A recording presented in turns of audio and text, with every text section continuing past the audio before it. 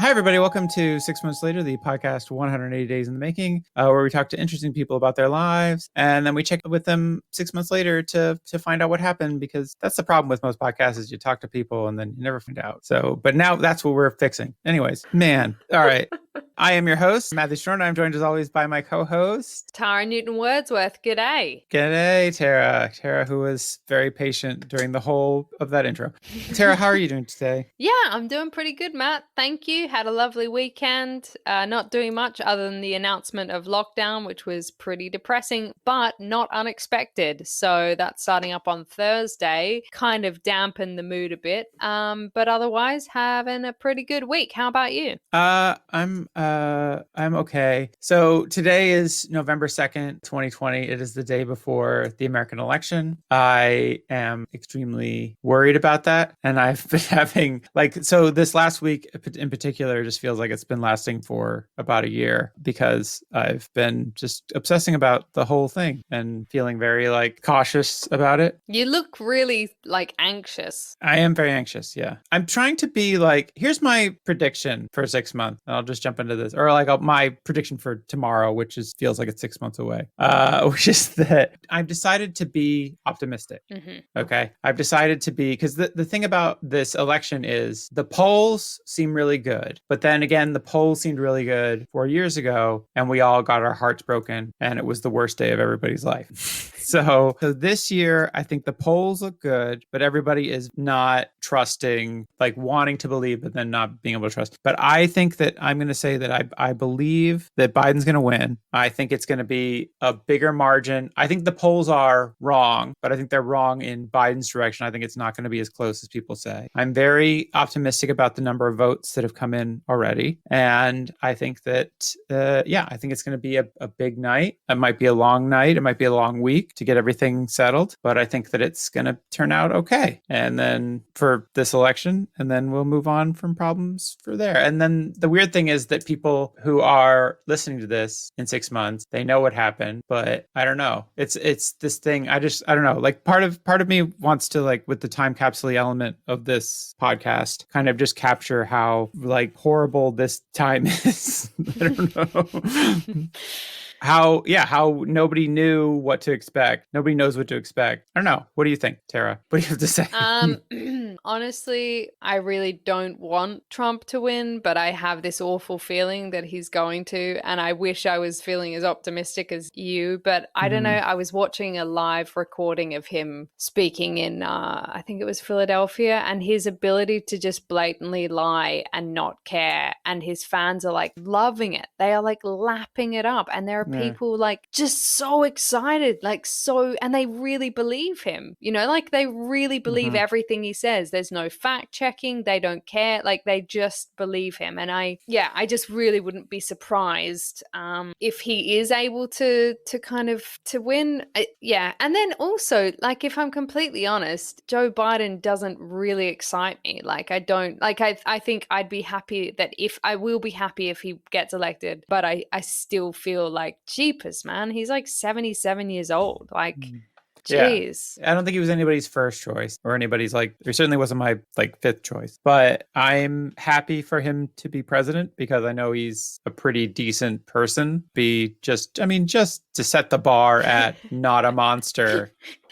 It does feel very low, but I feel like he clears that bar and then some. I think he's probably genuinely a good person at heart. And I feel like that as much as he doesn't embody all of the far left policies that I would like, that I feel like the arguments that, because the thing is if Biden gets elected, when Biden gets elected, let's say that is the first step in a very long process. But it is a positive step in the right direction. And the fights that we'll inevitably have with Biden and the Biden administration are fights that can be won and fights that can be influenced and in positive direction. Whereas with the Trump administration, they're going to do something terrible and there's nothing we can do about it. And it feels like it is the sense of powerlessness that comes with that kind of authoritarian tendencies that they have and the kind of not giving a fuck about the majority, what the majority of Americans want, that the Republican Party has. And I feel like that for all the faults that potentially Joe Biden has, for all the faults that the Democratic Party has, I feel like that there is the ability to influence it in a positive direction. And that's going to be a big fight, and that's going to be a lot of work, but that is better work than the just kind of ramming into the wall of Republican obstinance and just nihilism and power at any cost. So yeah, I mean, it is worrying. Like, I worry what will happen if Trump loses, because his willingness to kind of incite violence, like that thing where like Joe Biden's, the thing he was traveling in the other day was almost run off the road, and Trump's tweet about it seemed like supportive. It was supportive, like, of it. I mean, that I found quite scary, because I was just like, well, yeah, I mean, that's supporting violent behavior. And what's he going to do if he loses? Like, yeah, but I think either way, it's kind of I don't know, it's quite scary, I think. Matt, and for people like, because it's 6 months from now, people have probably forgotten this because it's the most insane thing, but it was like a bunch of Trump supporters got on the highway of a bus that had Kamala Harris on it, and they had to cancel an event because they basically made it unsafe. And yeah, and perhaps in 6 months, looking back on that, it'll be like, oh, this was fucked up time. That's hope. That's my hope, Yeah. But it's crazy. It's like, and they've kind of started doing that all over the place now, like where they're just clogging up roads and bridges with their like crazy pickup trucks with like 10 Trump flags on them, and God knows what else. Let's hope that in 6 months' time, it's looking back being like, that was crazy, not, oh gosh, they were so mild back then.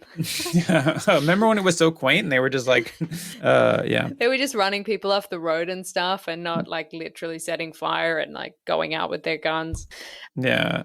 But yeah, anyway, we'll see what happens. Hopefully it won't be that bad. But like I said, it's a hard decision to make, but I've decided to be optimistic about it. That said, tomorrow night, I am not staying up to watch results because of the 6-hour time difference. I'd have to stay up basically all night to watch results. And I did that in 2016 and regretted it. And I don't think my heart can take it. So tomorrow I'm going to, and my wife understands this and she's very supportive of me, doing what I need to kind of get through tomorrow. And so we're going to order pizza, and I'm going to drink a bottle of wine, and that sounds awesome. And we're just gonna watch something stupid on, like, I think the thing I'm gonna watch on YouTube is marble races. It's just races of marble. Like, it's very dumb. Anyways, but it's very relaxing and has nothing to do with politics, and is very nice. And so yeah, I think I'm gonna do that, and then hopefully Wednesday things will be clearer and better. And like I said, the start of a new better. But yeah, it is. I'm a bit worried that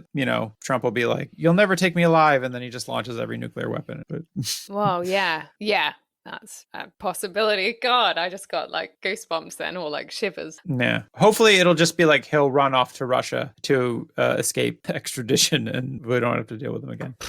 Jeepers. All right. Wow, I'm saying jeepers a lot in this episode. That's all right. It's a real jeepers time to live in. If not now, when are we going to say jeepers? Tara, I'm sorry. Do you have any predictions for the future? For the future? Predictions for the future. We're going to be in May in 6 months' time. Early May. Yeah, I don't know. I really hope it's a brighter future. So I hope, listeners, that you're listening to this being like, hey guys, chill out. It's all going to work out. We're going to be happy. Yeah. Maybe they're like those fools. They didn't know. They didn't know it was all. I hope that's the case. So that's what I'm hoping for. Fingers crossed. And I'm really excited about this week's guest. Did you have any predictions for 6 months' time? I think I've done all my predicting already. So that was all I just wanted to unload my thoughts on this. And I apologize. Don't apologize. I think it was great. What were you going to say? Sorry, you were going to say something. Nope. I'm excited to talk to our guests as well. So let's get on to our amazing guests, the extremely talented Iszi Lawrence. Yay. Yay.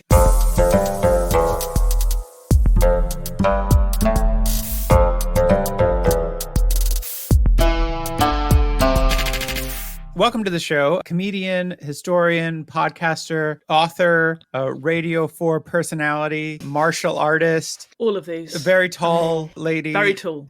Iszi Lawrence. Izzy, welcome to the show.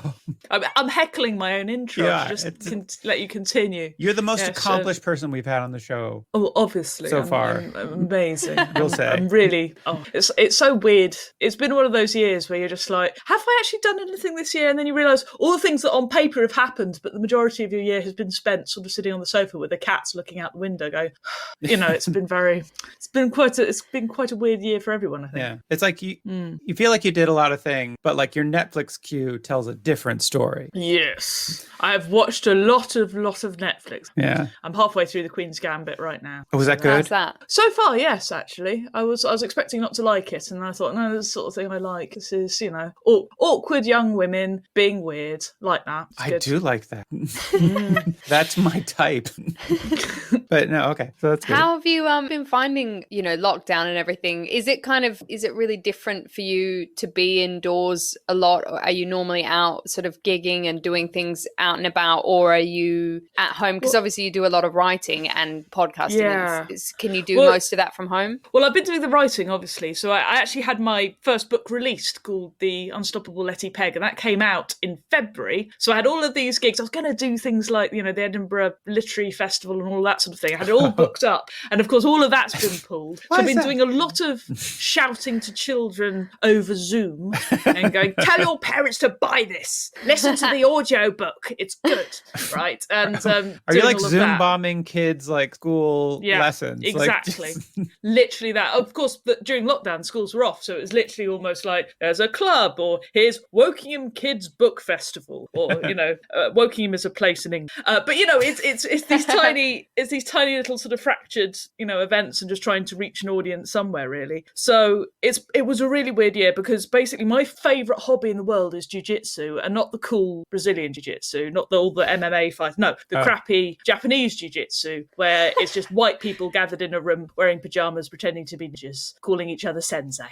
So it's very nerdy. Like, if you want the definition between them, Brazilian jiu-jitsu is basically one-on-one attacking, grappling, fighting, submitting through that way. Japanese jiu-jitsu is a bit of that, so that's about 1/10 of it, and the rest of it is multiple attackers, throwing people, locking people, multiple weapons. So I'll be stood on one end of the dojo, and there'll be the club at the other end of the dojo, and they'll attack me one-on-one with chains, knives, bottles, koshes, baseball bats. What? Handbags are the worst. The metal chains is the scariest, because there's a real metal chain aimed at your head, and if you're still there when the metal chain hits, it will hit you in the face. Then how are handbags worse? Because they spin faster, because all of their centre of gravity is right at the end.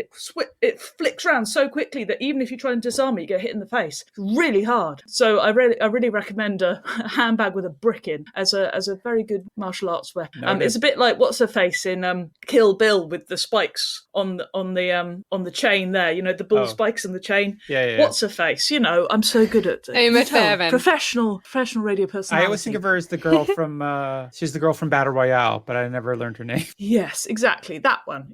But it's a bit like that. It spins really quickly because all its weight is at one end. Whereas a nice metal chain, it's uniformly distributed. You can get it under it, tuck it under your arm, seotoshi them into the floor, and hopefully break. Wow. But it's nice. I mean, that sounds horrific. It's so much fun, and hitting people with the plant. So every night that I wasn't gigging, that's what I'd be doing normally, but it's not lockdown time, and I haven't been able to do that since March, obviously. And literally, I just got my dark blue belt, which in Japanese jiu-jitsu is one away from a brown belt, which is one away from a black belt. So I'm right at the top of my little level, and I was like the second or third best in the entire club, including the teachers, and I haven't been able to do it, and haven't been able to beat up teenagers, and it's very annoying. I can see how that would So be. I don't know if this sorry. answers any of your questions. I'm just resenting the fact that I can't slam people on the floor. So not doing that was horrible. You can take it out on us verbally, I guess. Well, exactly. So everything's been postponed or delayed, or we don't know what's happening. So Making History, which is the show I do on Radio 4, has been postponed this year because we can't get on trains and, so they're repeating that and everything. The British Museum member cast is still happening, but it's a sort of weird sort of interviewing people over Zoom. And normally what we're doing for the British Museum member cast is, I go in, there's a big lecture, I get to interview the expert, maybe we'll get a little private tour around the galleries and do all that sort of thing. This time it's just going, hello over Zoom, hello, and it's people who aren't audio professionals as well, so they don't really understand that, microphones need to be spoken into. Right. And the internet needs to be working. But they're fine. They're good. So there's been that. What else has happened? And I've just been writing and taking a lot of walks. Doing a lot of walks. So you seem so upset about the walks. No, but the walks, I've walked sometimes, some days. This only happened twice, but over 10 miles. Wow, that's a walk and a half. That's a long walk. That's a long, I do not want to write my book walk, that is. My editor won't listen to this. You won't tell her, will you? No. How far are you? How far in? The good thing is this won't be released for 6 months, so by the time it's released, you would have already published your book. Right. Well, no, it's publishing in September, so I've got to hand it in. So the hand-in date is in January. So it's going to come out in September. Right. So you either have turned it in January, or you'll be on the run from your publisher. Yes. So we won't be able to talk to you. I think I will have turned it in, but whether it'll be any good, and she'll make me write the whole thing again in like a month, it'll be... But so I've been doing lots of research for that, and that's been quite a lot of fun because I've had to work out how airplanes work. And working out how propellers and all the rest of it, and how to sort of, and just because it's set in 1942 at wartime, and it's in White Waltham, which is near Maidenhead, which is where there was the ferry pool for the ATA, which is the Air Transport Auxiliary, which sounds really boring, doesn't it? For hey kids, you're going to learn about the Air Transport Auxiliary. But what they did was they ferried the planes. So the planes would be made in the factories, and then they would need to be flown to the air bases where they'd be then sent off to do their bombing raids or to protect the ships or whatever. So the people who got them there weren't the RAF pilots, because the RAF pilots were needed to fight and they needed to be rested and everything else. So the people ferrying them were all the guys who were too old or disabled to be in the RAF, who were experienced flyers, or they were the women. So you had all of these women flying Spitfires and Hurricanes and Ansons all the way over around the country, and it's just a really weird thing to think of all of these sort of like 20-year-old girls just going, I'll just fly a Hawk or Hurricane just around and land it in the fog. And they did it as well. No radio, obviously no radar or satellite or anything like that, just a map, right? No radio. And if their airfield was in the fog, they'd have to force land it somewhere, if they so many experience. So Amy Johnson, who is English version's Amelia Earhart, she actually flew for the ATA, and she died for the ATA because she got stuck in fog. There was so much fog. Oh, God. I have no idea. So she bailed out because she got lost in the fog. She skipped where she basically flew over Oxford, and she was meant to land in Oxford, ended up somewhere out over the Thames, like right by the mouth of the Thames. And she thought she was like over Norfolk somewhere and would just bail out. And she wasn't over land, and she fell right in the water. There's a ship who saw her, went to get her, and as they were trying to get her out, and she was screaming that she was really, well, she wasn't screaming, but she was like, can you please hurry? I'm a bit... She was British after all. She was very... Very British. Well, their captain went and dived in to save her. And unfortunately, both of them died because they got dragged under when they reversed the ship out, because they had to keep the propellers going. And that's how they died. It's really horrific. God. But she was an utter hero. She flew like all the way to Australia at one point. She's one of those amazing, and all of these guys, there's a guy called Keith Jopp, I think his name. And he was a guy who would fly Spitfires to their destinations. He had one eye and one arm. Wow. And if you fly, you need, in my head, you need more than one arm to fly a Spitfire, because the throttle is over here on this arm. You've got your stick in the middle, and you've got to do things like, you have to take off a Spitfire with the roof open in case you have to bail out. So you've got to be able to shut that as well. Now, I don't know about you when you're parking your car or anything like that, but if I just do anything, the wheel goes everywhere. If you do that in a plane, you'll end up in the ground. So he was, all of these guys were absolutely amazing. But yeah, so I'm writing a little bock about that. It's also got a lot of chickens in it. So I've been researching chickens. Yeah. Wow, how do the chickens play? It sounds amazing. Well, it's what else are we going to do? Oh, that's the other thing I did this year.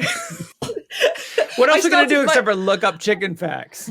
Well, okay, do you want the story of this, or would you like to ask me another question? Because I've just been talking all the same time. I forgot what we were talking about, but yes, let's talk Christmas last year, I was at a fabulous party. It's fabulous. It was Christmas party. It was amazing. It was mainly amazing because my friend Tom, he basically is a historian, so he's obsessed with history, right? And he knows all the big historians, right? So loads of historians were there. He's got teenage girls. He's got 3 teenage girls. girls. So the teenage girls were mixing the drinks, and teenage girls mixing drinks who don't understand that gin and tonic isn't equal measures. That sort of thing happening, right? Wait, I don't think I understand that. Wait, so they're not equal measures.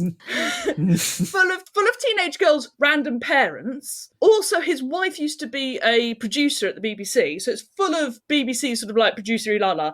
Tom's a massive fan of cricket, so it's full of people who are obsessed with cricket, and also he's a massive fan of dinosaurs, so it's full of paleontologists. So, and like a few random people like me, who sort of vaguely history, vaguely nonsense. So I walk in there. Now, I'd already had a few drinks with my friend Andy, Dutch Andy, because he was over from Holland, and we'd had a few pints at the pub, and then I went to this party. It's already tipsy. I was handing this very alcoholic drink by this child who, oh, thank you very much, God, right? I downed this, and then I bumped into this man, and someone said, hey, do you know, this is Dave, he's a paleontologist, he's one of the most famous paleontologists in the world, he's absolutely incredible.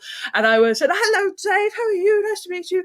And Dave looks at me and says, you go to Bristol University? And I was like, yes. And he said, we used to live together. Because I was that drunk. And it's true, yeah, I was your fiance for several years. Pretty much. Do you not remember me?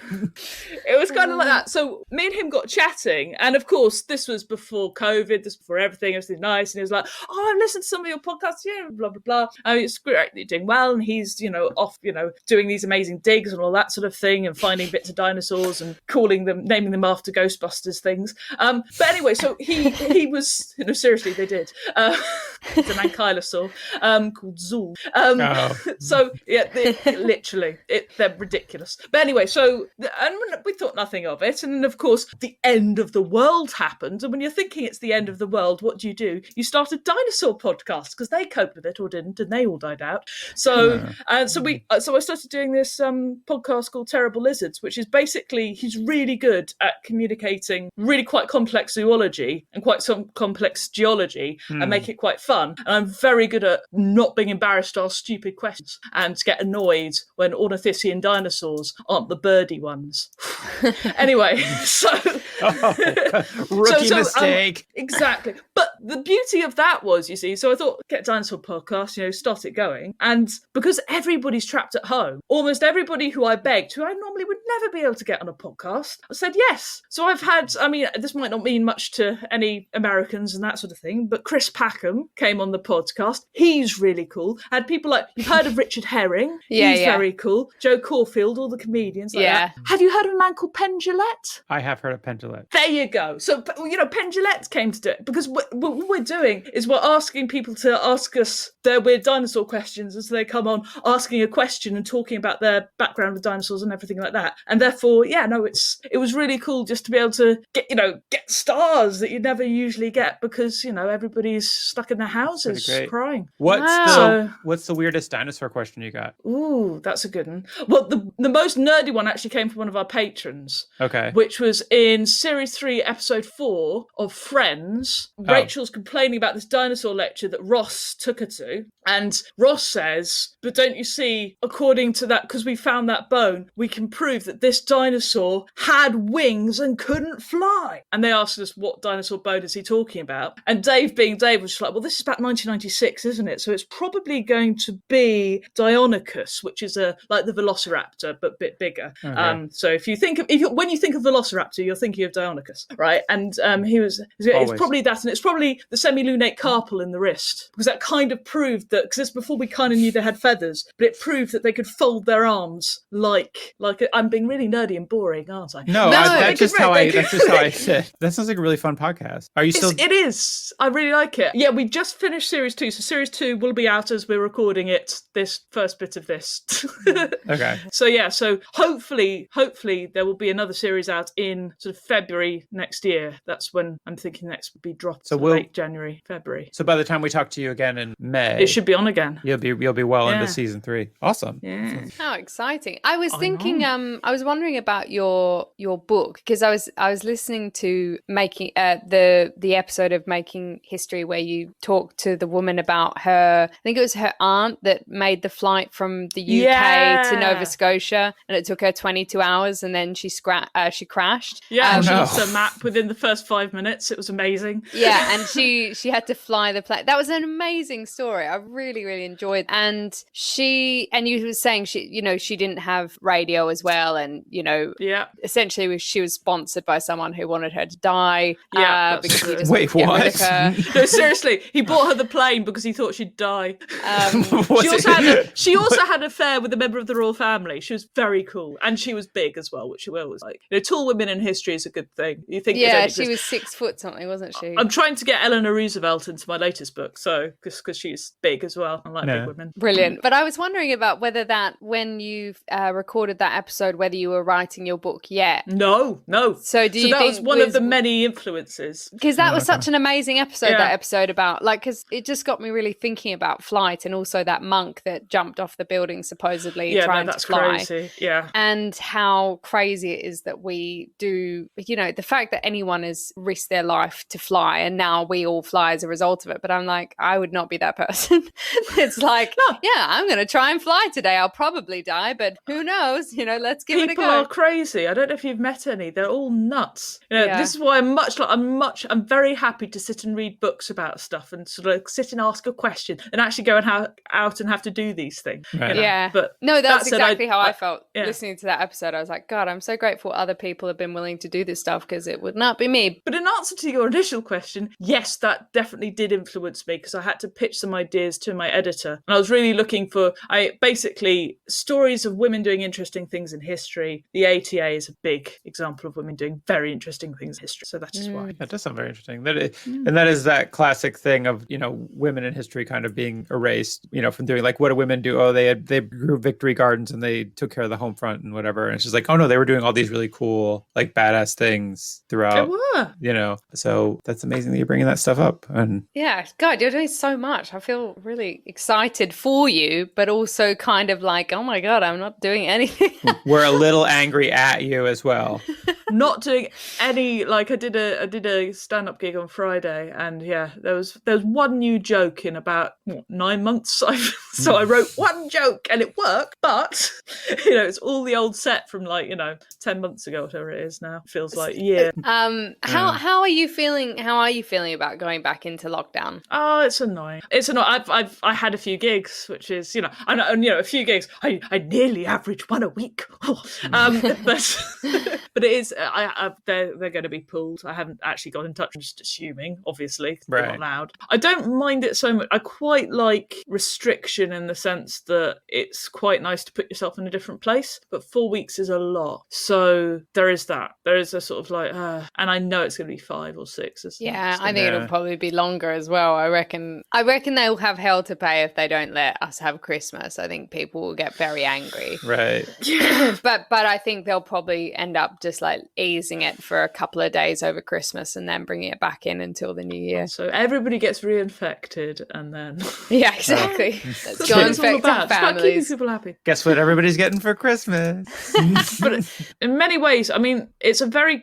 one of the things I've been thinking about a lot is how common it is as a historical experience. Most societies, every society pretty much has gone through this, where there's been a pandemic, where people have died, people are dying around you, what do you do? And it is that sort of thing going, oh, this is happening, this is actually a real thing. It's a really, the last 100 years have been this blip where this hasn't happened, but categorically it is, it's a very normal part of being a human. And this disappointment, this lull in your career or your life or your seeing friends and family is completely normal. But it just feels so unfair and alien because it didn't happen to my mum and dad, so why is it happening to me? Well, yeah. We all had a pretty good run. It's one of these things where you just can't, even 300 people sounds like an awful lot of people, but if you look at the population, it's nothing. We can't cope with big numbers. Yeah. It's one of the things that I've been finding doing the dinosaur podcast. You just cannot comprehend millions of years and evolution and all the rest of it. You just can't.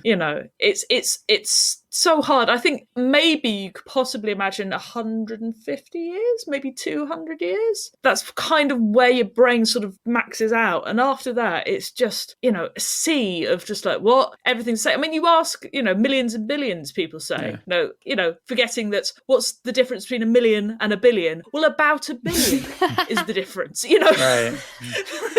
It's 999 million. So it's nearly a billion. It's about the difference between, a million and a billion. People just don't think that way. And we shouldn't, think that way because we're not, Right. It's not the way our brains work. So people who can do that are just magic. So I didn't go into epidemiology. I just couldn't take the stats. Right. But are you kind of like, as a historian, a bit not quite excited, but very interested from an academic perspective about the pandemic? You're just a bit like, ooh, I don't know, like it's a bit of living history, isn't it, so to speak? It certainly is, and it's very exciting because we're going through several huge things. One is the information. Right. So we're really like, this is no human on the planet's been able to have the access to communications that we have. We can actually build our own platforms and communicate things that the government doesn't know about, or the king or the queen or whatever. No, if medieval times. What secrets are you keeping from the queen? Exactly. What's exactly? No, seriously, that sort of thing you could get killed for. So, but if you look at all of the big uprisings, the big changes in history, they've all happened. Like, the whole thing with the whole Catholic Church and Martin Luther nailing a thing to a door and all the rest of it, and the upset, and ultimately the Civil War, the French Revolution, all of that is basically down to the Black Death, killing off a third of the working class and all the serfs in the field, etc. And so they were able to up their wages and go, actually, we're really important. And if you don't think we're really important, we won't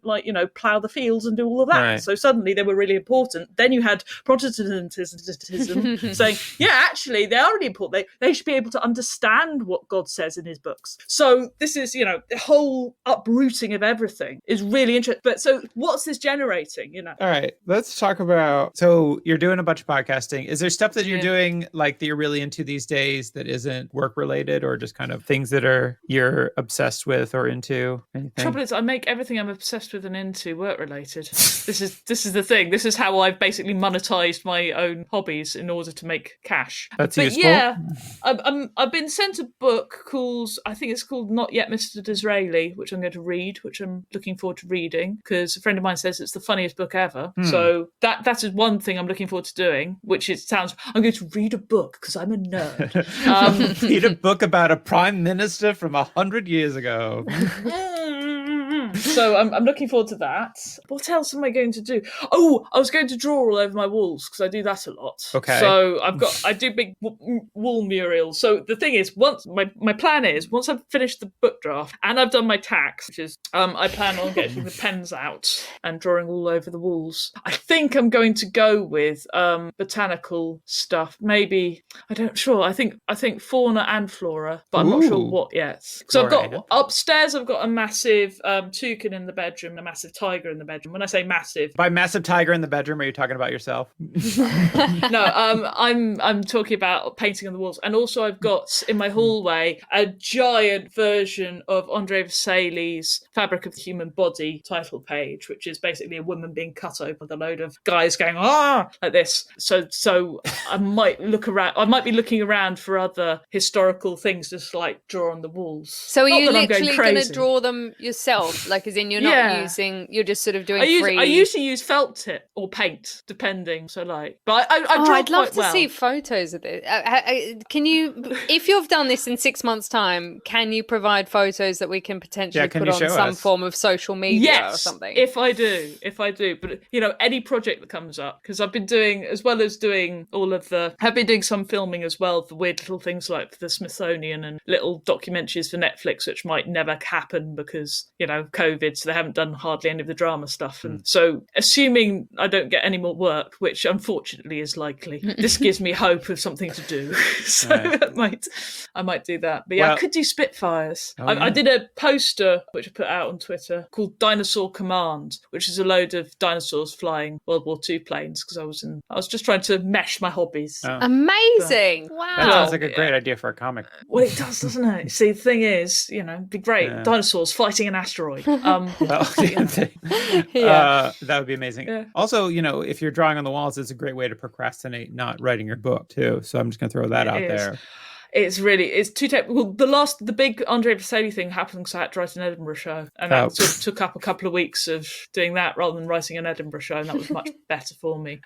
So for the next 6 months, you're going to finish your book, and Finish you're going to paint up your walls. Yeah. Season 3 of Terrible Lizards. Yeah, it's going to get started. I don't know if it'll be finished, but it should be. Yeah. Yeah, in the works. Any other goals for the next 6 months or plans? I'm just not sort of, keeping alive and doing various bits. What I really want to do, but I won't, because I've been really wanting to do it for ages, is just really getting into pot plants and keeping houseplants alive. Because at the moment I've got one houseplant, that's one of those peace lily thing, which has bred a lot. So I've got a lot of the same. I got one houseplant, which is now 6 houseplants.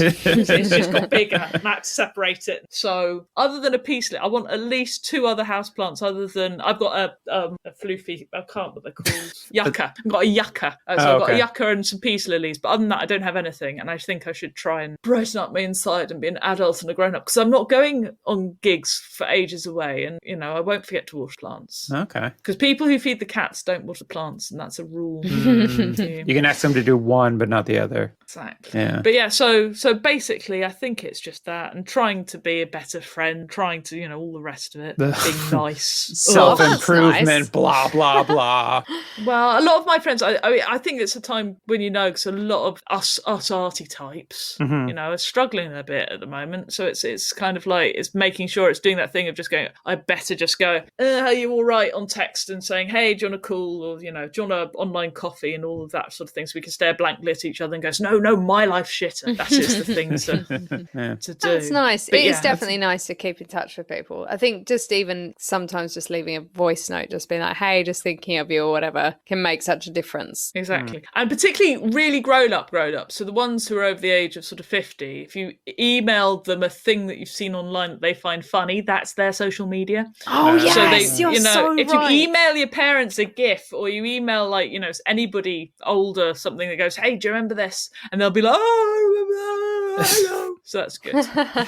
I feel like most people I know would be extremely disturbed if I just reached out of the blue.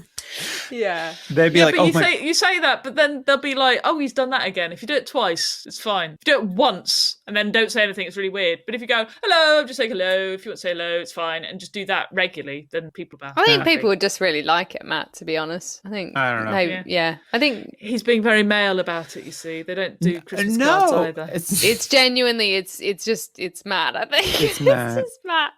Matt's just, I have cultivated some kind of, I don't know how I did it, because I feel like I'm a nice person, but somehow I have cultivated this perception that I am a miserable individual who hates contact with all other human beings. I was going to say, it's a very common thing with gentlemen, because normally, like my fella, what I have to do, like his brother and him get together and they really enjoy each other's company and they love each other very much, but the only way they communicate is because his fiance and me, we just basically bully them and just go, it's his birthday next week, remember? It's weird, but my parents do it too. It's always the women who are doing the social work. Yeah, that's so true. Of going, send these cards, say thank you, send this person email, keep in touch. Yeah, call your grandmother. Exactly. It matters. Little touch points on the stones to a relationship. But then I think Matt has a different level where, like, I didn't actually know that Matt liked me. Or I genuinely thought you didn't like me. But it wasn't necessarily, well, maybe it is true, but but I think it still could be. It could be the case that he was like, hey, do you want to do this podcast with me? I don't like you at all, but shall we do a podcast together? But I respect you. But that's the main thing. That's all I want. I just want your respect. So that's all that matters.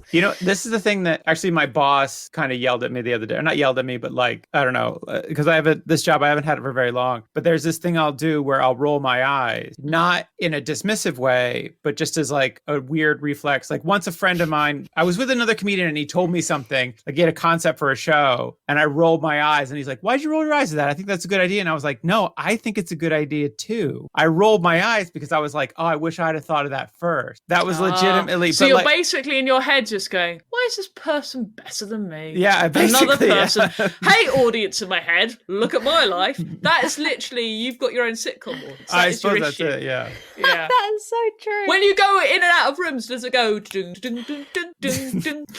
Yeah. Wah wah. Yeah. Just at the end of every day, I just ended, which is like a freeze frame. Just like, Yeah, just standing in exactly. my wife's like, come to bed. And I'm like, I can't. That's such a good freeze frame. Oh my god. Oh, we have to ask, do you have any big sort of predictions, any big swing predictions for 6 months' time about the world? What's going to be happening in the world? Early May. I reckon Onesie's going to come back. The onesie is going to come back in a big fashion. Oh, yeah. Because it's going to have some sort of built-in mouth shieldy thing as well. There you go. Nice. There's a prediction. Yes. No idea. Genius. So you're like, it's like a one piece. It's basically, we don't need to be sexy because nobody can see us. Right. We're inside. It's onesie time. Yeah. So- It just Brilliant. screams onesie at me. So So, it's like I don't know if it's the next 6 months, but I think it'll happen after Christmas. Annoyingly, they'll be like, oh yeah, we should have done this, and this will be the thing for Easter. Where everybody's cold and miserable in February. It'll be onesie time. Everybody will have their own flannel, like hazmat suit. Exactly, and also like it'll be acceptable to wear them to the shops because nobody will be able to sort of see each other. Right. There'll be a Nobody- thing on TikTok about it. Yeah. It'll be almost like a wearable sleeping bag. A sleeping bag that Yeah. you can like walk to the shop in. Basically, you live in COVID suit. Yeah. Yeah, you just roll out of bed in it. You just spend the whole day in it. That's You the only thing. occasionally shower.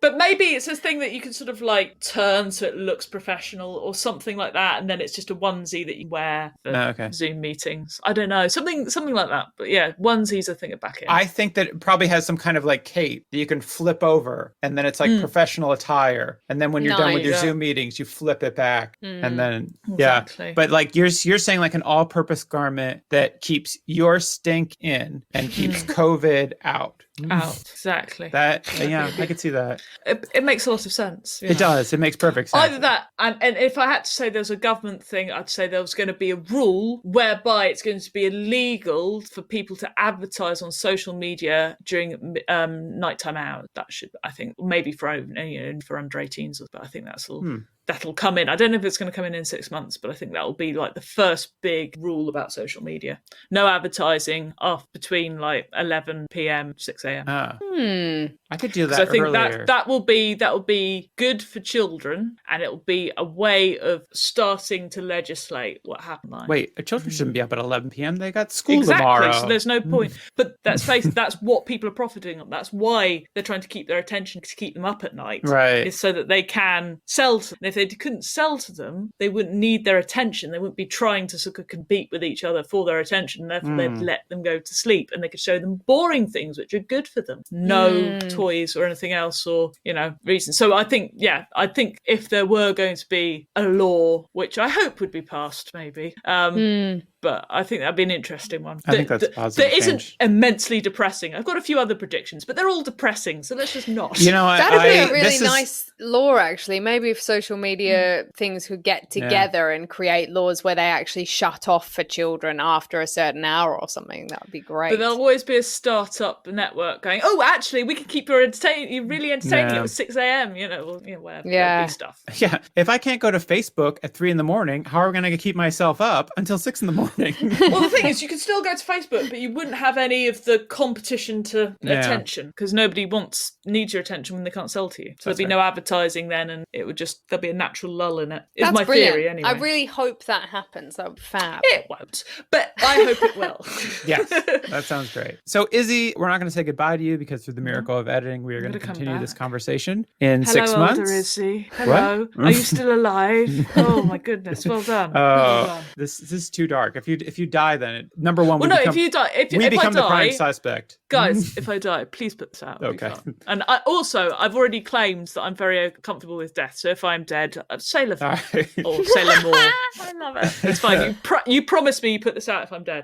We promise. We'll put a disclaimer as like it was her final wish that she. Seriously, I'm telling you, if you don't put it out, it's disrespectful to my memory. I will put it out. Okay. First off, Jeepers. please don't die. Please don't die. We'll put it Well, out. you don't know. Statistically, it's more likely than ever before.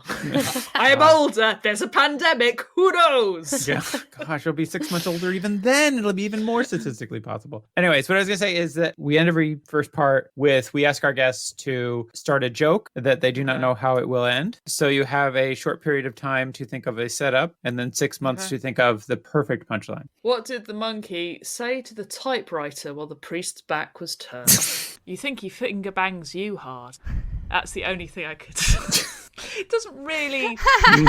This is for kids, isn't it? That's. Yeah. Oh yeah. This is for that's basically. I mean, my first attempt was banana. So yeah. It doesn't really quite work. You don't really finger bang a keyboard, do you? But you know, No, yeah. It's as close as I could get to humour, and that was, I can see why old Izzy was very frustrated at having to write that book, and I have written it now, and I don't have to look at it until it's out. Right. I don't know. I feel like maybe there's something to do with like finger and then the enter key. No, wait, there's no enter key on a typewriter. Never mind. Oh, wow, now that is good pedantry. I like that. I like that a lot. There's no enter key on a typewriter. Of course there isn't, because you have to go to zing. You have to do zing. The return. Yeah. Anyways. But Izzy, gosh, how have you been? How have the last 6 months been treating you? It's been a weird one. I managed to very successfully catch COVID over Christmas. Oh. So that was. I know. So I had. It was. I was all right. I'll skip to the end. I lived. It was fine. Oh, that's good. Yeah. We were really I did sort of say, you should put this out if I died. Well, I could have died. I got a fatal disease, but all it really meant was that I had to isolate over Christmas, which actually helped me finish the book. So it was, nothing to do except sort of drink liquids and then write about Spitfires. So that was good. That's good. But yeah, so that happened. That was a big event. I also dissected a dinosaur live on YouTube. I tried to do that. Well, I cut up a turkey and pointed out the bits of it which were dinosaurs. Oh, I see. So that was. I was like, where'd you get a dinosaur? You're holding out on it. Well, it is a dinosaur. I mean, all birds are dinosaurs. A turkey right. is an actual dinosaur, and the bits of it which make it a dinosaur are the bits that I was pointing out. I wasn't just going, oh, this bit tastes nice like it does on all dinosaurs. I wasn't saying that. But that was really cool. I did this on like a StreamYard thing, so I had loads of cameras setting up, and it was all me with first a raw bird and then a cooked bird, and literally, and because I got it from the butchers, so I got it with the head on and the feet on and the guts inside, so I had to do all of them. Graphic. Yeah. So that was very exciting. So I did that. Izzy in the past didn't predict that, did she? The idiot. She did not see that coming. She did not see that coming. Ha! Izzy of the future wins. So I did that. I got COVID. I did do series 3 of Terrible Lizards. I did finish the book, and you submitted that to your publisher, so she's they've accepted. They paid money. If they pay money, that means they like it. So that is good. People can't see this, but in the video, Izzy's just throwing money in the air. I'm rolling in it. I'm earning something in this time of doing no gigs. But yeah. So that was all good, I think. I was going to say, I had a strange run-in with you in my own living room. Oh, really? Because I was watching Netflix, and Netflix was suggesting things for me to watch. And then suddenly, Iszi Lawrence, it was on my screen. Well, I did say in the other episode, I was making documentaries. Yeah. But the amount, what happened was with that was I recorded that at the end of 2019, and we thought, it's called The Lost Pirate Kingdom. It's very good. Watch it on Netflix. It's like, have you ever watched a pirate documentary, but you're like, this needs more fucks? And then there's a lot of fucking in it, which is historically pretty accurate. That's true, yeah. They all thought they were going to be dead within a year, all of them at various times. So there was a lot of, and in fact, it was survival, because Blackbeard used to have a wife in every town, not just because he needed somewhere to stay with clean stuff to stay in, but also if he was arrested in that town, his wife could provide as a sort of a witness to sort of say, oh, actually, he's lovely. He's lovely to me and Kiddie. Lovely is Blackbeard. So that's why, but so they're all bigamists as well. It's really cool. And then my favourite thing of that, so that basically happened, and it surprised the producers as well, because they sort of submitted it to Netflix thinking, because it was kind of when we were doing it, it was pitched to me as, how on Netflix there's loads of things down at the bottom of the barrel, history documentaries that you don't get to unless you're looking for them. Do you want to make one? Exactly, yeah, literally. And I'll be like, oh yeah, that's the sort of thing I like. I like nerdy history. So they got me to come in. And initially I think I was meant to be in for like a couple of episodes, and then they put me in every single episode. Oh really? Wow. Yeah. But anyway, and then Netflix was like, all of our stuff is delayed, so we're going to promo this. And it's got lots of people having sex and lots of... The history's pretty good. It's pretty good. Right. There's a few inaccuracies. One of the actors says to the other actor, I swear by the Union Jack, which wasn't in existence at this time. It's the early 18th century. The Union Jack wasn't there till the early 19th century. Anyway, and also some of those sloops are pretty much speedboats at this point. They're going a bit quickly, but shh, it's fine. But no, the best thing about that was they chose me to be the one to explain the cure of syphilis, which meant you had my face explaining how they'd get a long needle syringe and inject mercury into the bladder. Ooh. And while I'm explaining this, they show a shot of a man biting down on a spoon with his dong out, and you see the dong, right? Oh my You see gosh. this, and then you get my face going straight into the penis. I've never been more proud of anything in my Oh life. my God. And I'm one of the few women in history to be featured in film with a penis. Literally, like, my face, penis, my face, right? And it's not sexual. Oh, right. Okay. I was I'm going to say. so proud. Yeah. That is That's great. beautiful. Yeah. That's really...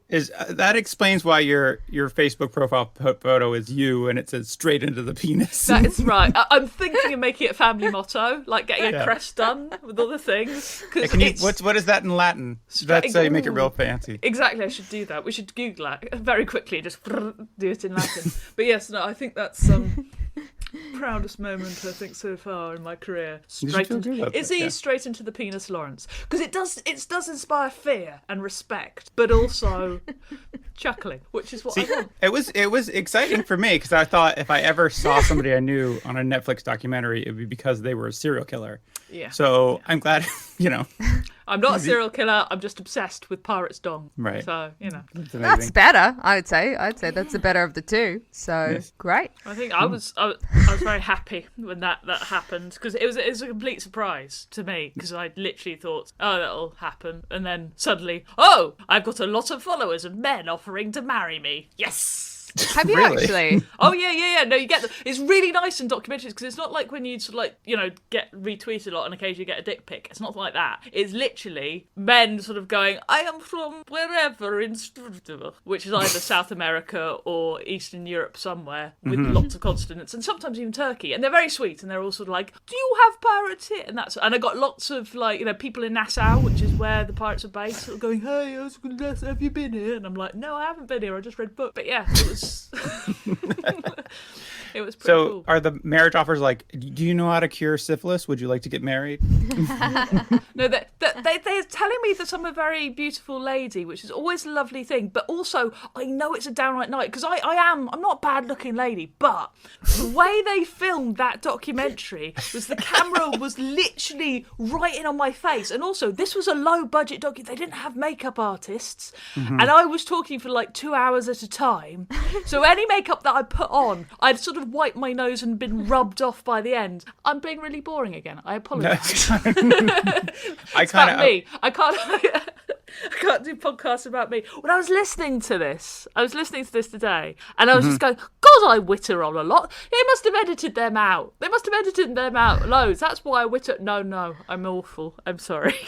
No, it was very interesting. I find it amazing. I find it so mind-blowing how much you know. Like, it's just incredible and very, very interesting. I'm so excited for you as well that your book's come out. That was awesome. I was wanting to ask you about... Oh, not come out, sorry. That you've submitted it and that it's been accepted. So it's coming out... Did you say it's coming out in September? Yeah, at the moment. So you can pre-order it on Amazon. Please pre-order it, please. It's called Billy Swift Takes Flight. That's the thing we went with.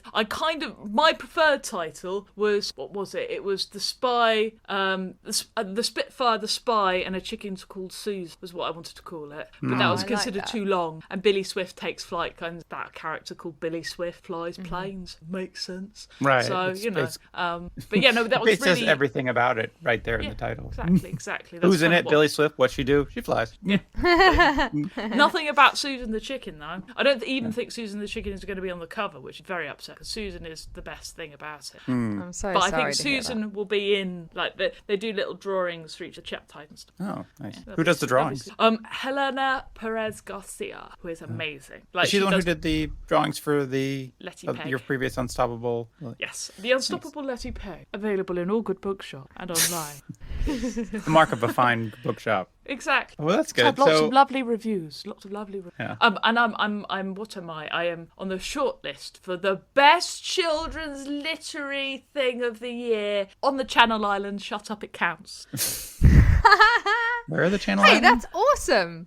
Thank you very much. I've been shortlisted, which is good. And it's all voted for by the children of the Channel Islands, who I absolutely adore. And they're the best children of all children. Not that I'm biased. And they really know what's good. Exactly. It's not like, they'll see The Unstoppable Letty Peg and they'll realise how much they love suffragettes and horse poo and jujitsu. That'll be their main thing. Oh, that was my other question. How have you managed to get back to jiu-jitsu? Is it not opened up yet?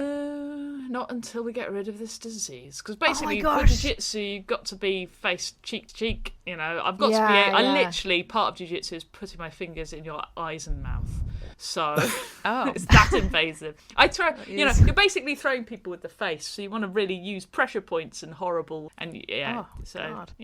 The other thing the most intimate thing I've had in jiu-jitsu was I've been thrown on the floor and a man had arm locked me on the ground. So he was kneeling on my rib cage and my neck, and as he was bending over to put a better lock on my arm, a bead of sweat fell off his eyebrow and dripped right into my ear. And I heard it go all the way in that lovely... Gosh. And I think that is basically... I think that counts as infidelity. I think that is that's exchanging of body fluids like that is not. And that's how we met, and we're getting married in June.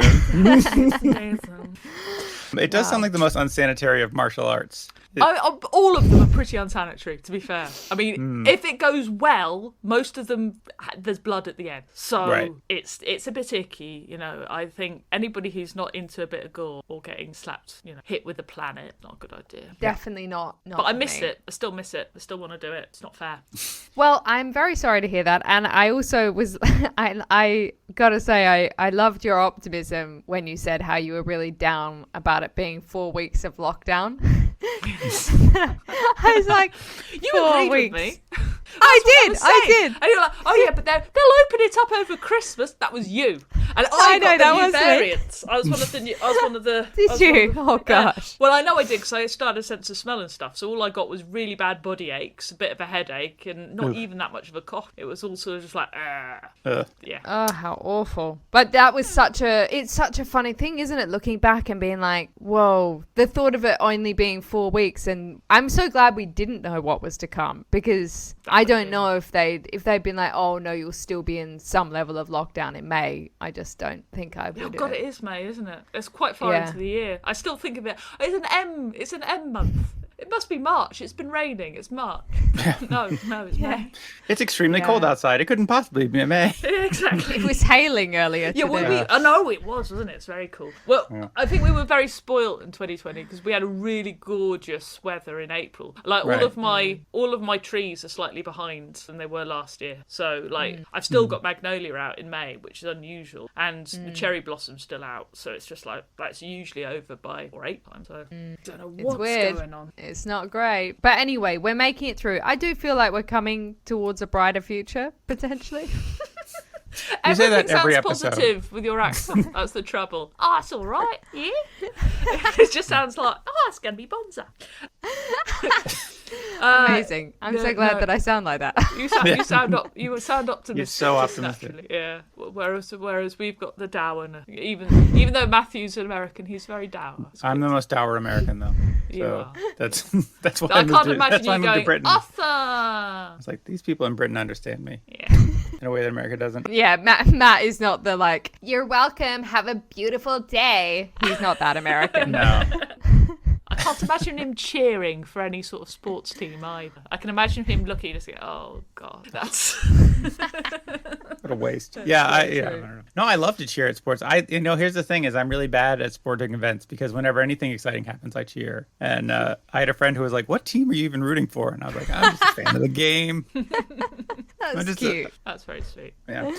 So what else? I'm trying to remember what else I should have made notes. Sorry. Yeah, you should have done, because I'm not going to remember. I'll tell you what I didn't do, which is what I said I might do, is draw on the walls. I never got round to that. Oh yeah. I blame being ill. That kind of wiped out those couple of weeks where I thought, oh, we'll have time to do it. But then we had terrible lizards to do, and I just got overwhelmed. Oh, I'm sorry to hear that. You were so excited about doing that as well. Yeah, I'm still not decided though. So I mean, if I'd decided on what I wanted, I'd have done it. But I did. What designs were you torn between, Izzy? Like, did you have like finalists, or did you even get that far? A room upstairs with a blue wall, which requires a white polar bear on it. But then polar bears scare the shit out of me, so it might not be a good idea. Then why would it require a white polar bear? Because it's a dark blue thing, so you need something white on it. And if you're going to paint something white on it and it's a big wall, you can fit a polar bear on it. I mean, what else are you going to do? A moon? You're going to do a or moon? a ghost? I was going to put a whale. I put a whale on there. I mean, it's got a ghost on it because it doesn't exist. A whale? A whale? What type of whale? The only cool whales to draw are orcas. And blue whales. Blue whales are large. great. What are you talking about? Blue whales are brilliant, but I couldn't fit much of one on the wall. I just end up with a light blue wall. Just scale it down. No, then what's the point of doing a blue whale if you're going to scale it down? The whole point is I could probably fit in like a whole polar bear's head, which are enormous. Right. They're terrifying. Like literally, they can put you in there like you're like a little gobstopper to them. They'll be like crunch. They're huge. All right, can I pitch baby blue whale? Even that's pretty adorable.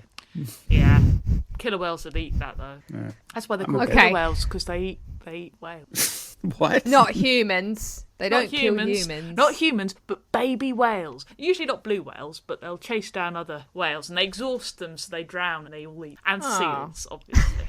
Yeah, seals I knew about, but... That's so sad. Isn't nature wonderful? Was there anything listening back to the previous 6 months ago that sort of surprised you, or was there anything that surprised you? Typically, it was quite embarrassing. I mean, she didn't say anything that made me go, oh, actually, there's a nice sort of like intelligent little thing. Oh, I'd forgotten about that. That's clever. I'll write that down. Nothing like that. It was all the same old wank. It was that I always come out with. It was just like Izzy, you're so embarrassing. Stop it. I feel like you've got a lot of kindness towards yourself. Oh, yeah, but if you're kind to Izzy, all she does is sleep on the sofa eating Maltesers. That is not. Don't be kind to her. She can't be doing with it. She it takes a lot of get up and go to basically get her interest. You have to find a lot of facts in order to get her motivated to do stuff. So yeah. That's good to know. So basically listening back, you were just disappointed. No, it's not I'm disappointed. I just think, it's good that anybody listening at this point has already listened to the first half because they were like, oh, well, exactly. Well, the thing is, my big prediction of onesies. I mean, come on, I could have said anything really amazing. I could have said, I'm going to have a new motto and people are going to recognise me from the word straight into the penis. But no, I didn't say that. No, completely lacking imagination. Do you really want people to like stop you on the street and be like, are you straight into the penis, lady? Yeah, I was straight into the penis. And then they like unzip their jacket and like, I've got you on a t-shirt, and just your face and it says straight into the penis. Like, my mum didn't really understand about this because I was like, I rang her up, I rang my mother and I said, hey mum, have you heard of Netflix? And she was like, I think so. And I said, well, at the moment today I am number 1 in Canada and Denmark, but shut up, and I'm number 2 in America and in the UK. And she goes, but you're already on YouTube, aren't you? So that's that was the level Brilliant. of pride. Fair point. But I did explain to her that you see my face, a naked man's cock, and me saying straight into the penis, and she giggled. So I made my mother laugh. That's nice. Which is unusual. So. And an achievement, it sounds like. So unlocked, yes. But no, it was a very strange thing, and it was a very nice thing to happen at a time when nothing else seemed to be happening. Because I think a lot of us struggle, particularly in the arts, as we are, with that thing of if you've got something happening, you need 2 things in the future. If you have 2 things that you can go, I've got 2 things to work towards, then you're always okay. It's when you have that thing of going, I've only got that podcast series, which I don't know that, and that might not happen. And, a confirmation email, yay! That's all it kind of takes. It's not really about success, and it's not really about producing anything really being good. It's about going, I have verification, that validation that I've got a date in the future coming up. Somebody wants to hear. Which is why this podcast is very useful. Because I know that at least one person's nobody's going to bat me. Oh, that was a weird thing. I did, before the Netflix thing, I did RHLSTP with Richard Herring, which was amazing. Do you know what is it? Wow. Richard Herring does a podcast called the Richard Herring's Leicester Square Theatrecast, and which I've listened to since he started it, and he asked me on, and I didn't make a complete tit of myself. And well so done. I know it wasn't like this podcast where I have. It was better. I was actually witty and erudite. Well, we're no Richard Herring, so. Well, I wouldn't. I'm not blaming you guys. I'm saying I had a good day that day. Oh. It is this day is. I think you're doing brilliantly. I don't know why you're being so hard on yourself. Why are you so hard on yourself? Yeah. I'm loving listening. It's because to I you. listen to myself. It's because I listen to myself. You see, and I'm just thinking, oh, you're so up your own arse. And that's what when you listen to yourself and it's awful. Because in my head I sound so amazing, and then you listen to yourself and you go, oh no. Do you not always listen to think your that other when I listen back to podcasts? myself. Which is not to say that you sound like a dick in your other podcasts, but Well, like, I do, do you but not? that's all right because I get around that one. Seti Sopra I don't listen to because that's some done editing it and all the rest of it, and that's fine. So I don't have to do anything with. Terrible Lizards I obviously do, but I can edit myself to make me a little less douchey. And also, it's mainly Dave because it's a podcast about dinosaurs, and you've got an expert paleontologist who's named tyrannosaurs and etc. is amazing, and you've got me, who doesn't know really anything about dinosaurs and just gets obsessed with words like volatilarium and drags it on, which is kind of my role. My role is to be the Alan Davis of that particular episode of Q.E.D, if you know what I mean. That's Yeah. It kind of fulfills the brief that I'm a bit like, I don't listen to Making History because I can't, because that's too much of that sort of thing, and I don't really. A member cast I have to listen to myself, but again, it's me interviewing people, so it's a bit like when you guys. It's not the same as being interviewed. When you're interviewed, you just go, goodness, the words are going to my mouth. I should be, oh no, none of them are very good. Oh, it's disgusting. Oh no, stop making noise. But if you don't make noises, other people might call you an absolutely terrible human mistake. So you've got to keep speaking in the hope that they'll never interrupt. But it gets worse. You dig yourself into a hole of noise. And that, I've had too many gigs like that. So... Do you do that thing when you tell jokes and stuff on stage? Do you do that thing where you tell a joke and you pause for a second and you have to go or make a little noise yourself, and it's like a trigger because you got to. It's like or and it's literally you filling in the noise when you think the audience should be laughing, and so you do it over their laughter a lot. But when you don't, it's just like, oh, it's so awkward. I mean, literally, sometimes listening to yourself on stage, you could. There is no. I mean, it's the best Kegeling you could do. It's just everything tightens. It's just like, oh. I don't understand why we do it. How do you feel about gigging, by the way? Like, as in gigging in the future? I'm working on a show at the moment, which is a sort of... I've got a couple of shows in the works. I've got Velociraptors versus Suffragettes. There's a sort of like... which I'm hoping to make more family-friendly and a bit interesting. So I talk about the anatomy of a Velociraptor and I talk about the anatomy of a Suffragette and seeing which one will win in a fight. You know, so Okay. maybe the political history of the Velociraptor and the anatomy of the Suffragette is what I really focus on. But maybe the other way around. So who would win, Mike? Interesting. Suffragettes in jujitsu. Would that work? The one with talons? I don't... Yeah, but have you seen a Velociraptor in real life? Do you know how big they are? Oh, that's true, yeah. Are they Anyway, like it's chicken quite- size? A bit bigger than a chicken. They're sort of Yeah. turkey. Bit bigger than a turkey. Sort of that sort of, but little. Yeah. Very little. And they're little thin. Anyway, no evidence that they hunt. Anyway, so all of that. So I've got that as a show idea, which I've tried out-ish, but I've tried out online, so it's a bit... Yeah. And then I'm working on another show where I'm trying to... There's a big problem with deep history, right? You're going to love this. You know how I've been boring so far? Buckle up. Okay. Because basically humans have evolved as modern humans with our big brains and everything else and everything working, and we've got the skeletons of all the fossilized stuff. And then it's about nearly 100,000 years before we find any evidence that we're using modern human technology. So, okay, you get a few hand axes, but you don't get the sort of like, you know, cups of things. You don't get the, you know, the things that we would think, oh, that's a human using tools and that's, you know, somebody living in a house and somebody, and never, even agriculture and stuff like that. It's this really weird, massive gap. And art and, you know, cave painting, it looks like, you know, Neanderthals were doing cave paintings as well. And anyway, point is, I'm very interested in that sort of deep history type thing, and I'm also very interested in storytelling and why we feel this need to express ourselves through story and everything else. And I'm a geographer, so I do want to sort of make something spatial. So sort of trying to do a sort of really witty hour-long TED Talk lecture, in which I will have to try and tell a joke for an ant. So what is this? A joke for ants?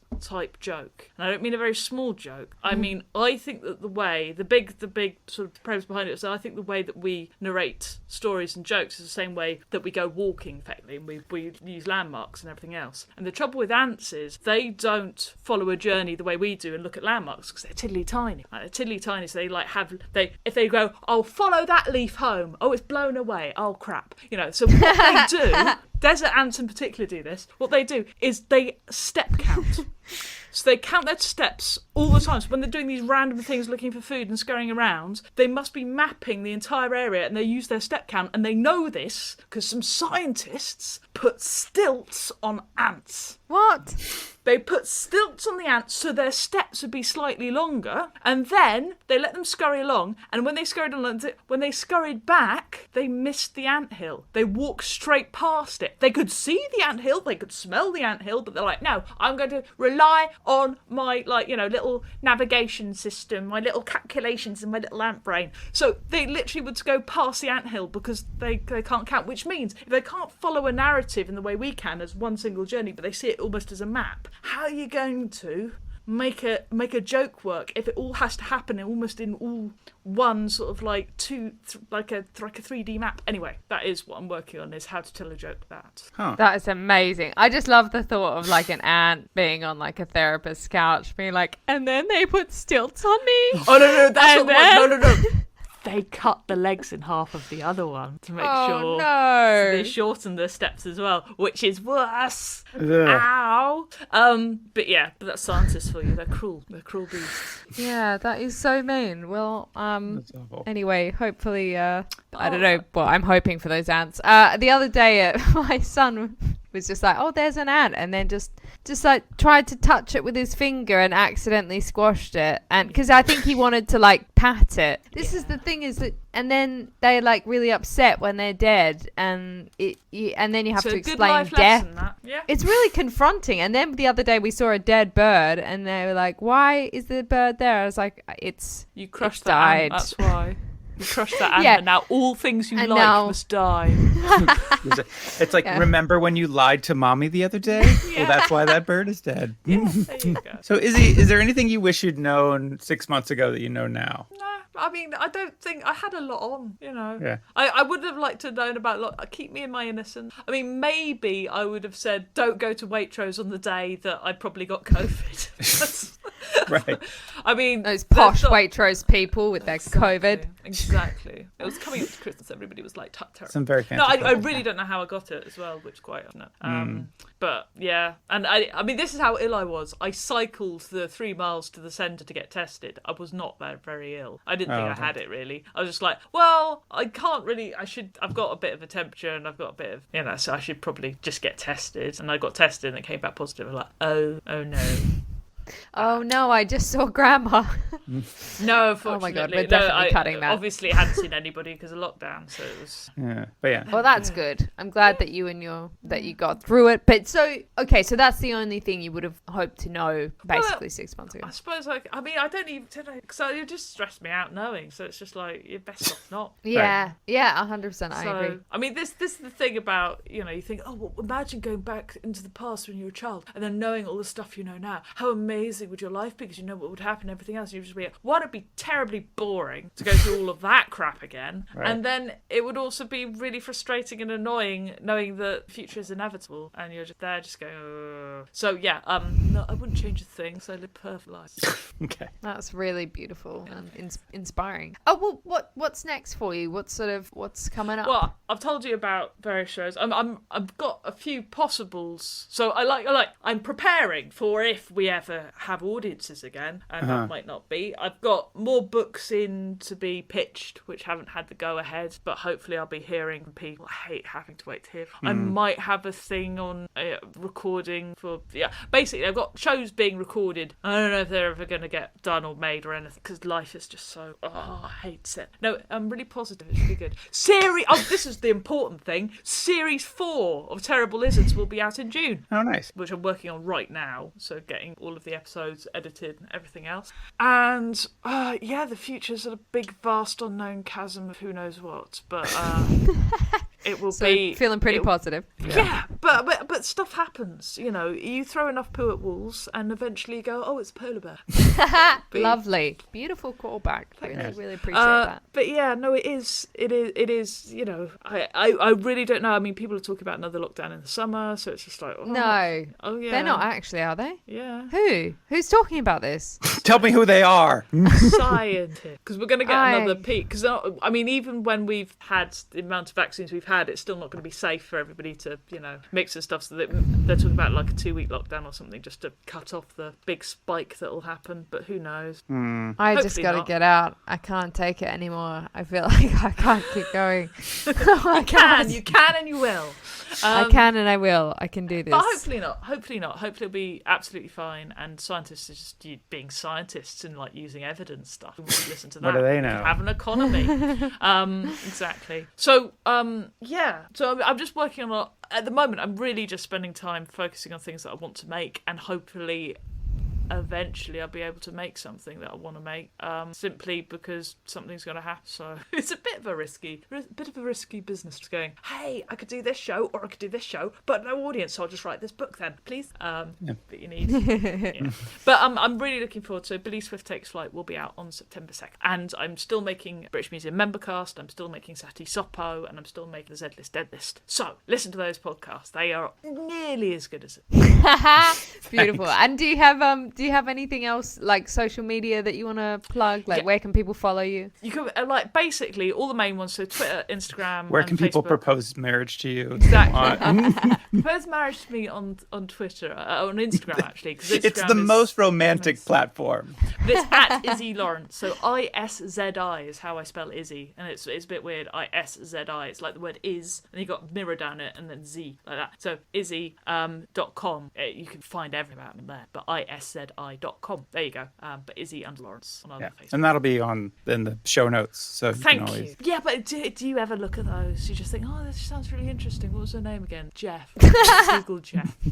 But it's really good. If you Google my name spelt correctly, I come up. I'm the first hit. If you Google my name spelled incorrectly, I'm nowhere to be seen. So it's ISZI. It's kind of like bang it into people's heads. But yeah, please do follow me. I need more Twitter followers. I get told off for that. All right. We'll get on that. Please follow right Izzy. now. Thank you. Follow me.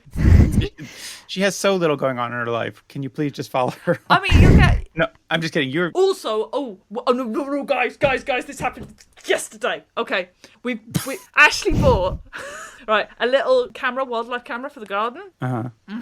Last night. So I've been getting lots of nighttime. So it goes off when it sees movement. Like a trap takes camera. Photo. Yeah, and it literally. So we got hedgehogs, and they've got the cutest asses you've ever seen in your life, right? Oh, neat. We got squirrels, we got all the birds and all that sort of thing. Got fox, nice fox, little cute fox, right? Last night, and I'm in suburbia here. I'm right by a main road, just there. Okay. What? Badger. Oh, A badger. amazing. A badger. I'm still. No wonder my cats look terrified. A badger, like a proper badger, like a badger. I'm just. We had a deer once. It was on the roof of the shed, but this was a badger. That's great. I should get one of those. I keep thinking. I love that the deer on the shed roof is nothing, but like the badger, like wow, that is. Badger's really exciting. I mean, it's one of those little munkjack deer which are everywhere around here. So they live up. Right. I saw one in the canal the other day. It literally jumped into the canal. Yes, my son and I were walking over the canal, and there was a munkjack deer. Duck? No, it was a deer, and it jumped into the canal, swam across like a dog, and then jumped out and like ran off. And my son and Nice. I were literally so excited. And then we told my husband, and he was really excited because I said it was a deer. And then when I said it was a muntjac, he was like, "Oh well, that's not a big deal." And I was like, Exactly. "Oh, why is A everyone little. so mean about muntjacs?" Because they're everywhere. They live in bins. But you know, we got white-tailed deer down that way. There are white-tailed deer. There's like a group of 3. There's one male and 2 buck. One buck who does. But yeah, it's they're very. But you're not allowed to shoot. That's frustrating. I don't want to. But the thing is, they take the piss out of me because they know I don't have a dog, so they walk really too close to me, and I'm just like, I am scary predator. They're like, whatevs, and just like, oh, Whatevs, you can't shoot us. exactly. Matt, what were you going to say before? Nothing. I got nothing. Oh, Matt, come on. Come No. on, Matty.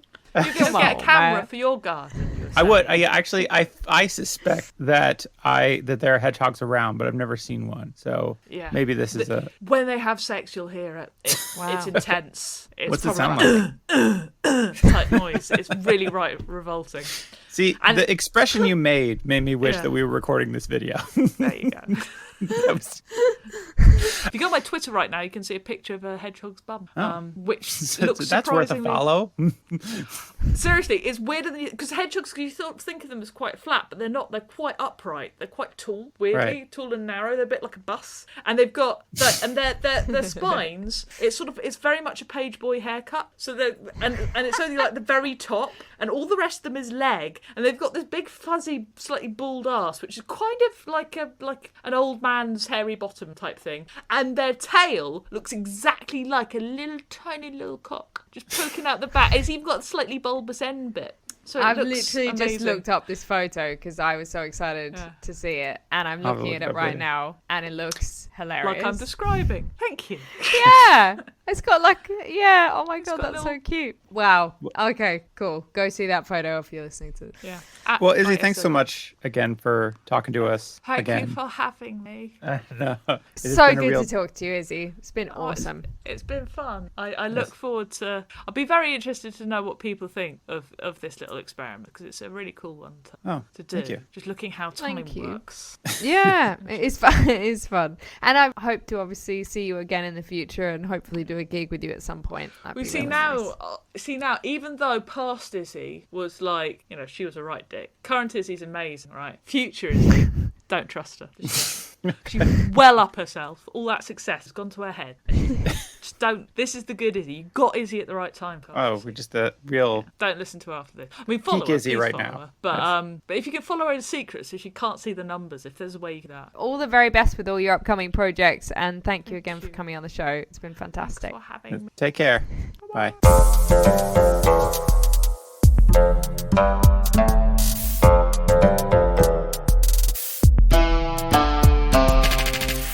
How are you? Are you okay? Yeah, I'm fine. I'm. Oh yeah, that is quite a hedgehog butt. It does look like a little penis. No, yeah, I just had to look that up. Okay. No, I'm fine. I had my first COVID shot yesterday. Oh, how did it go? You feel okay? No, I didn't. Oh no. I was fine until, I don't know, I just, in the middle of the night, I was just like, I think I was running a fever or something, and I just couldn't get warm. And then I was just like, every time I got out of bed, it was like that thing where, how you ever had like a fever where you're kind of just like shivering and you can't hardly move? So like I had to get up to use the bathroom, and then I was just like, oh my God, if I got out from underneath the blanket, like I was so intensely cold. And then like this morning, I felt really bad because usually what happens is I get up to take care of Tavish in the morning, and then Alice sleeps in because she's been up with him all night. And then like at 6:30, I had to wake her up in bed and was like, I need help. I can't get out of bed. Oh my god. I was like, I can't, like, I was desperately trying to stay warm. And then like the last time I'd gotten up, like my legs were so stiff. And I think part of that was because I had been curled up in a ball trying to stay warm, Whoa. that like my legs were just stiff from that. But I also had like a terrible headache. And so she brought me some paracetamol, and actually so that's my advice for anybody getting a shot is like get some paracetamol before you go to bed or whatever. Cause it really cleared things up. Oh, But that's full on. yeah, it was kind of an intense morning, but other than that, it was like last night. But I'm happy to have gotten my first shot, so that's exciting. Oh, that's brilliant. Yeah, I didn't feel that great. I guess a similar amount of time probably afterwards, but I think Wow, it's just so worth it, isn't it? So wonderful to hear that you got that. Looking back on 6 months ago was funny. Like, you must have felt obviously happy that Biden won. Yeah, I was listening back to that and I was like, well, I was right that he won, and then I was wrong about it.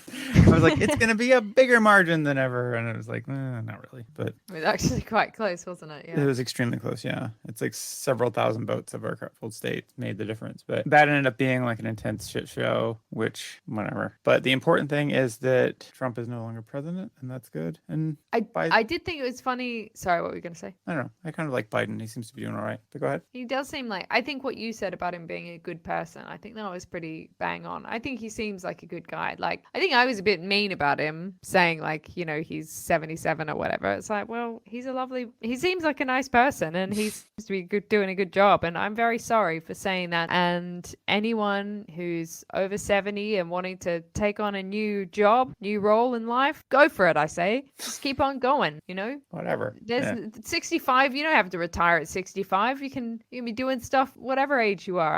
I'm planning to, so I think it's a real example to everybody. Anyway, I'm not sure where I'm going with this. I think Follow your dreams, folks.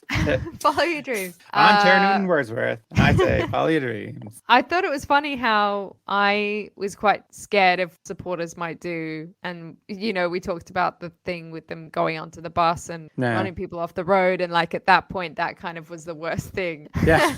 And it's funny looking back on that and being like scared. And it's like, yeah, well, we had legitimate reasons to be scared. It's funny that we were, at the time, we were like, either this will be like, we completely forgot about this, which I totally did, or it'll be like, oh no, this is just what happens every day. And yeah, it turned out that wasn't the worst thing that they could have done. So yeah, I think an exciting thing that happened today is that Trump was rebanned from Facebook, or like they continued his ban from Facebook. Yeah, I saw that they reviewed it. Yeah, which I was like, I thought it was a lifetime ban. Why is he?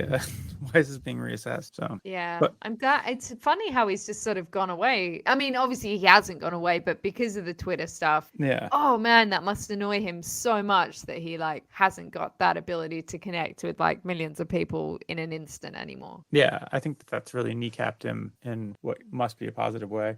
For the but world. We'll see. Yeah. So, but unfortunately, he still exists, and unfortunately, many people who believe and think the same way that he does also exist. But you know, like looking back on that, like 6 months ago, it's hard to remember how super anxious I was that day. But you know, and then I don't know, I still feel very anxious about all kinds of insane stuff that Republicans are doing, and it's a never-ending nightmare. Yeah, I mean, look, there are things that are scary, and I think, you know, sometimes it really shocks me with some of the things that people say. But I feel like I'm getting more and more of a sense of like, you know what, I've just got to, all you can do is be kind and be who you want to be in the world. Do you know what I mean? Like, you can't worry about everyone else because there's nothing you can do about other people. So we just have to try and be doing the right thing ourselves, I think. Yeah, I suppose so, but I don't know. We'll see. There's a by-election, or there's an election. There are local elections here on Thursday. Can you vote?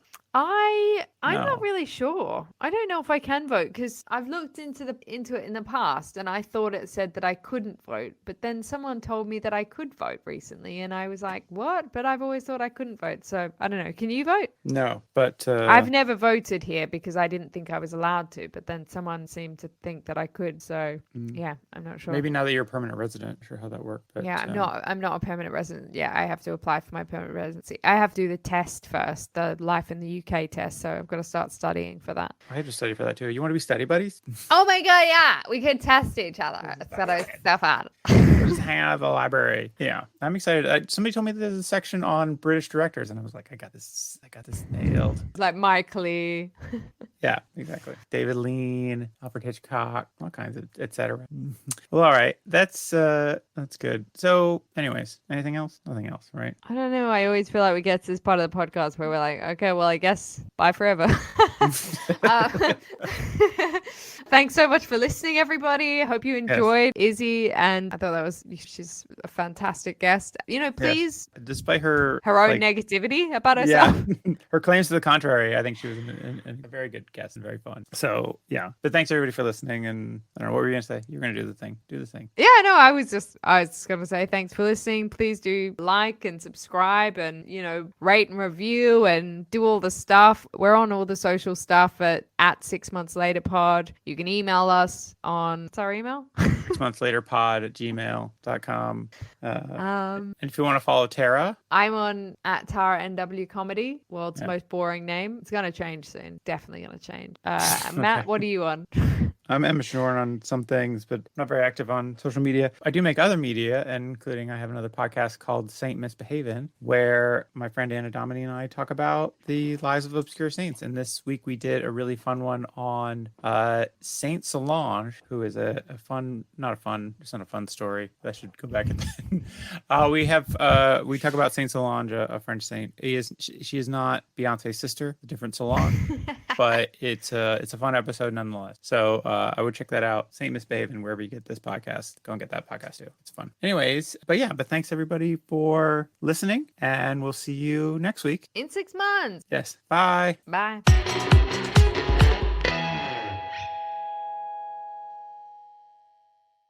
It was very well edited. As a person who edits podcasts, well done. Oh.